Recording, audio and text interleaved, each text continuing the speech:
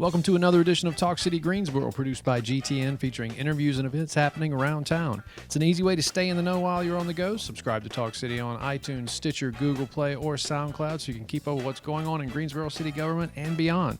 I'm your host, Josh Johnson, and once again, it is my pleasure to introduce my always ready and rock-steady guest, co-host, Michelle Gilmore. Or, as I like to call her, MGM. Good to see you again, my friend. Thank you. That might be my new favorite introduction. Devin's going to be upset because I always struggle with his intro, and this one just kind of hit me today. And I was like, yeah, let's go with the rock steady. Rock steady, yeah. Maybe I'm going to get a T-shirt made. You want me to switch your...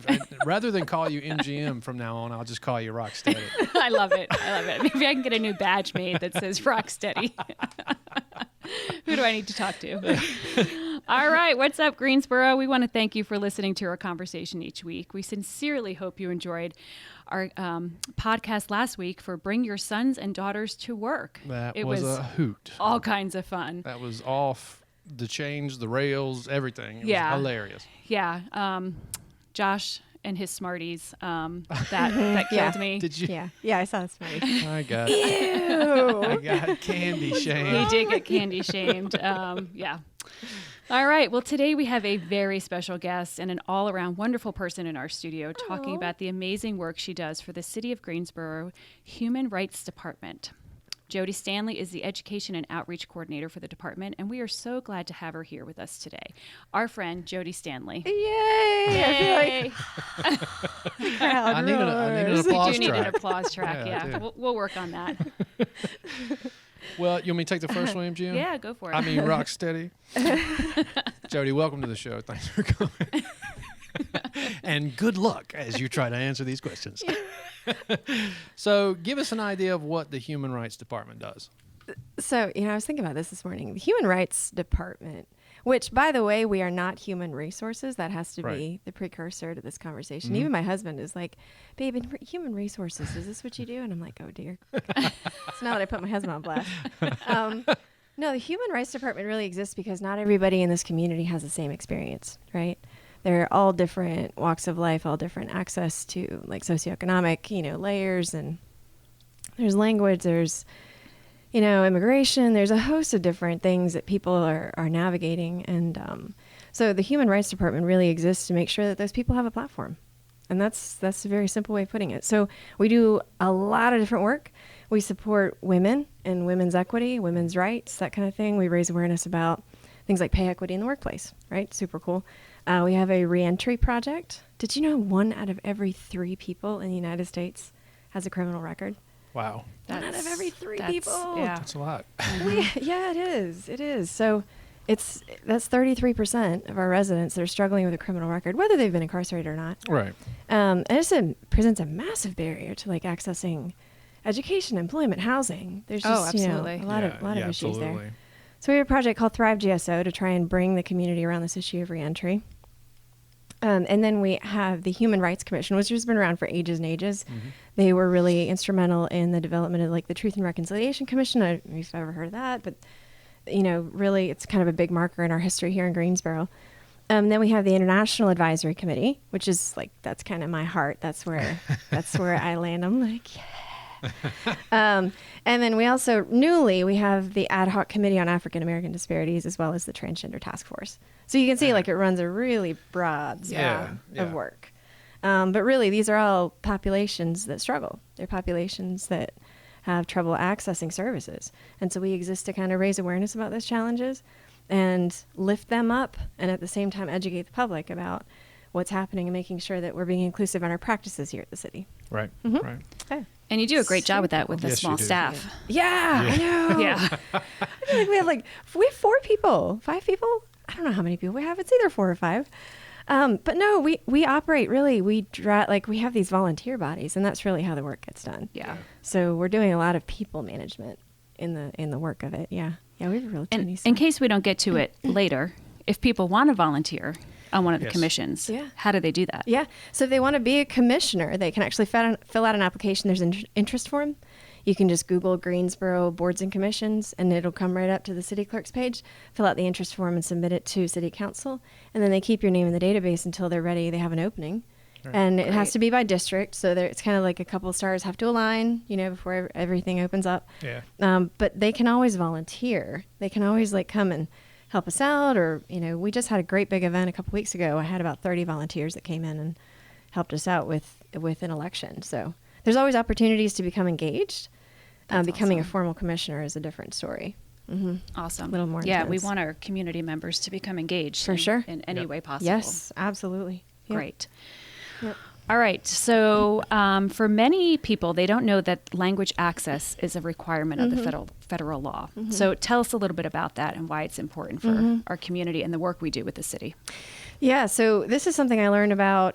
It was put in my job description 4 years ago, is managing language access for the city of Greensboro. And I had no idea what it was at all, literally, starting from the ground up. Wow. So I started going online and Googling, what is language access? It's actually Title VI of the Civil Rights Act of 1964. So it's been around a really long time, but nobody knows it's there. But it actually requires any agency that gets federal dollars to provide language services. So it's one of those contingencies, right? Federal money comes with all these check boxes you have to mark off. Yep.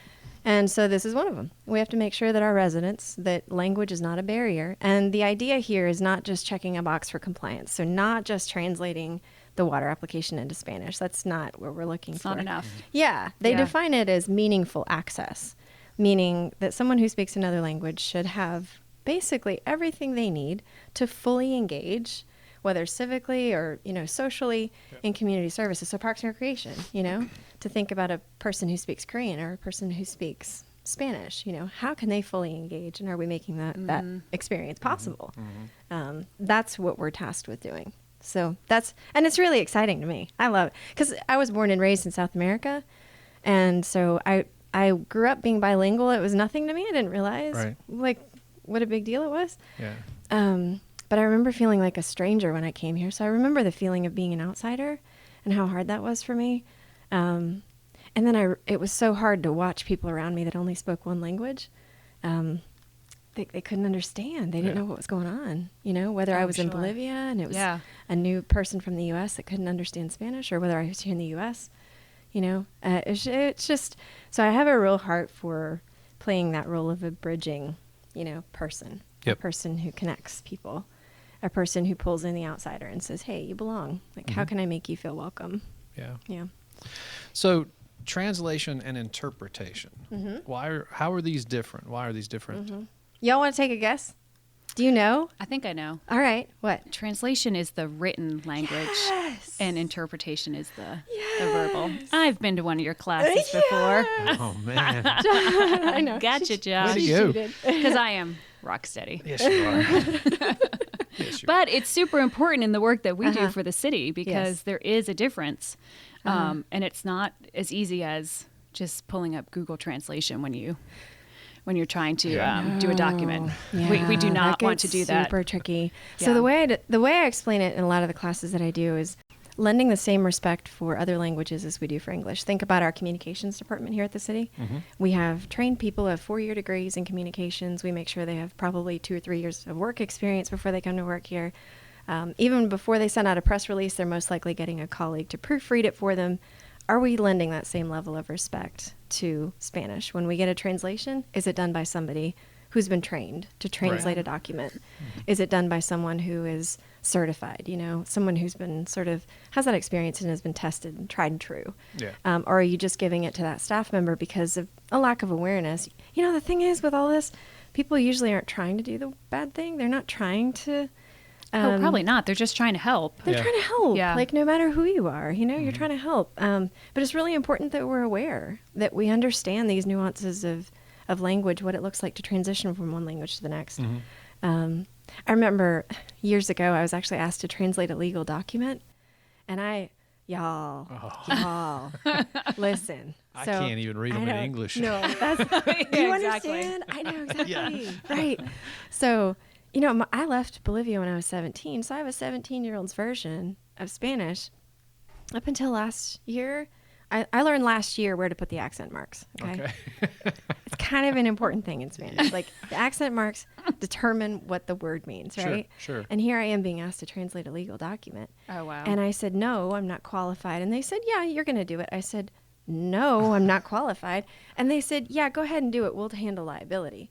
And I said, they walked away. Wow. So I stuck it in an envelope and I sent it back up to the supervisor and I said, I'm not going to do this. And here's why. It puts the city in a serious position. And really, I'm not trained. And they said, oh my gosh, thank you so much. There's no way that you should have been put in that position. Yeah. Bilingual staff sometimes, because they haven't been trained, just because a person is bilingual doesn't mean that they know how to be an interpreter.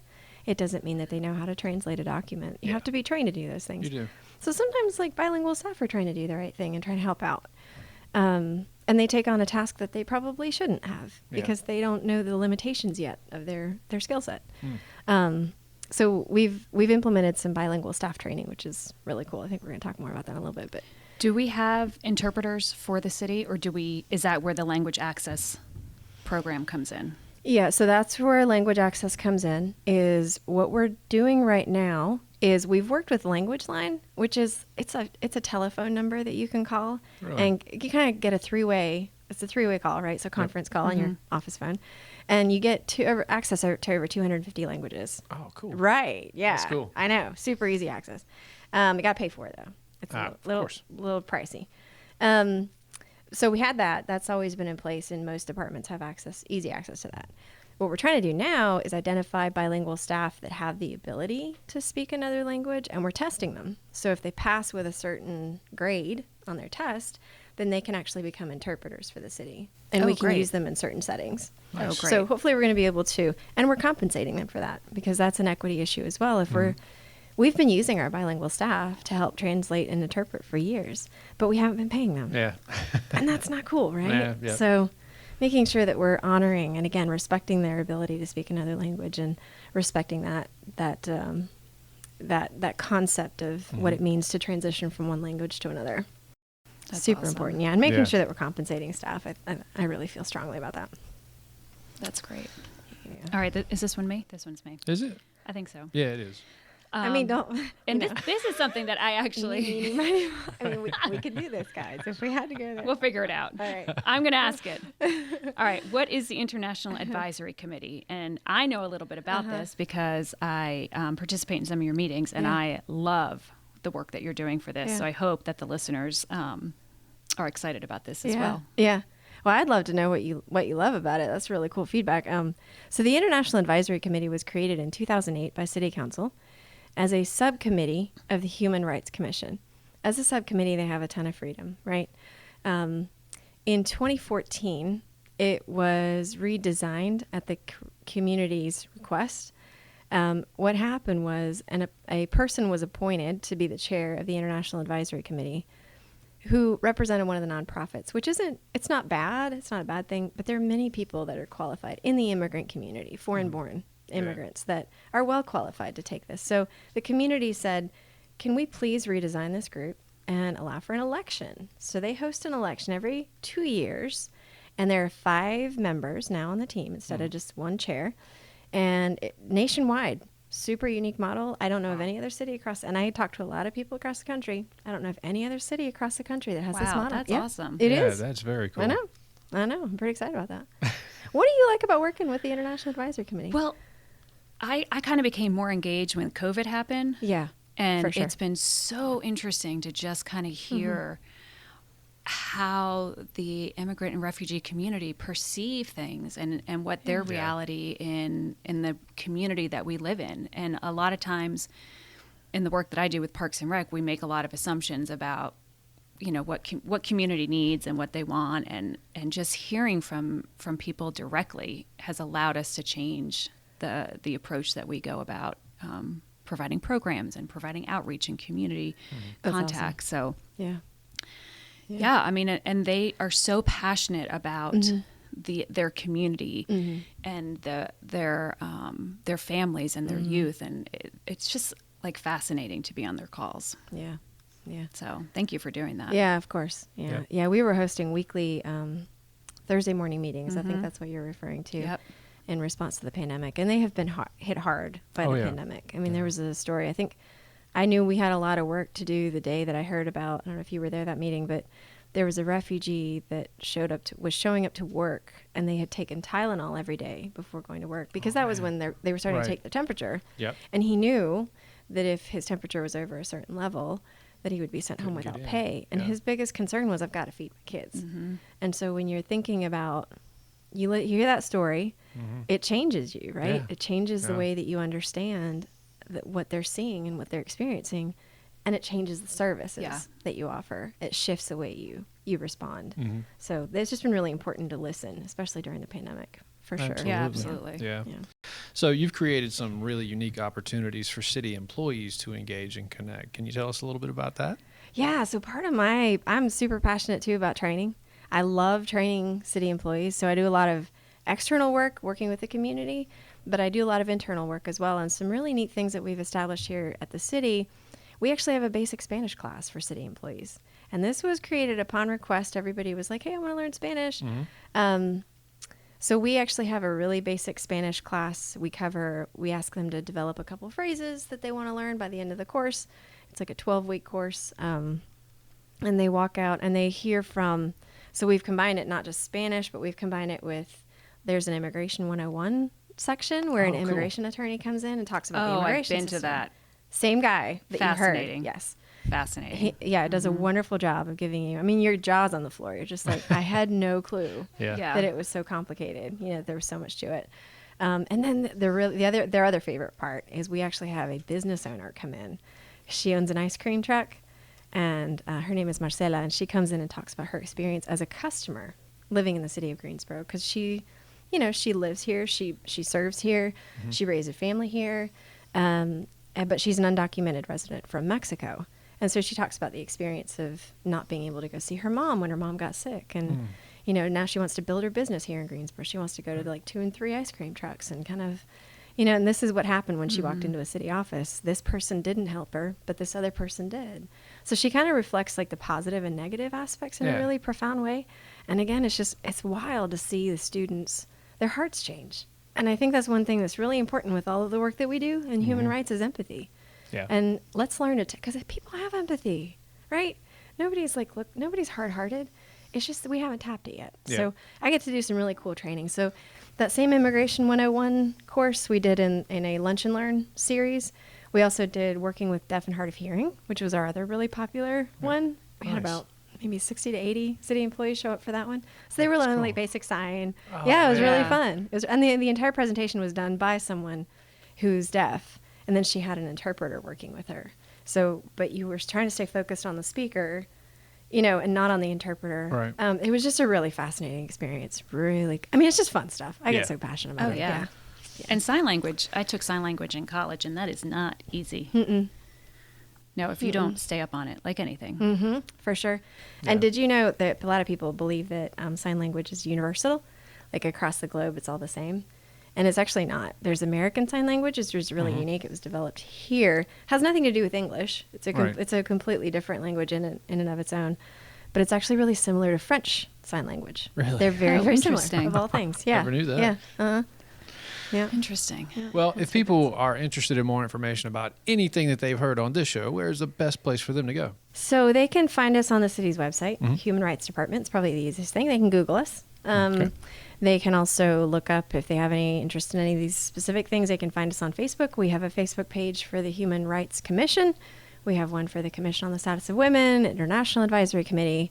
We have a separate page for the Transgender Task Force. We have information about language access. It's all really online. They can just Google us. Just Google them. All right. Well, thank you so much for coming on the show. We really Sure. appreciate you being here and everything you guys are doing for our community. Sure, absolutely. It was a pleasure. I'm always excited to hang out with you too. I've Thanks worked for with you coming. for a long time, and I've worked with you for a long time. I know you both, and I'm like, Yeah. great. I know. You're good people. Yeah. You're good people. Thank you. Stay tuned in weekly by subscribing to Talk City Greensboro on iTunes, Stitcher, and Google Play. And don't forget, you can download Talk City from SoundCloud. That's it for this week. Thanks for tuning in to Talk City. Be sure to watch GTN, your official source for news and information about the city of Greensboro. GTN is available on Spectrum Channel 13, AT&T Uverse Channel 99. North State Channel 31, GTN also streams live on Roku and the city's website at greensboro-nc.gov. Getting better each week. Thanks, Rocksteady. I'll see All you right. soon. We'll see you soon. Thanks, guys. Thanks, everybody.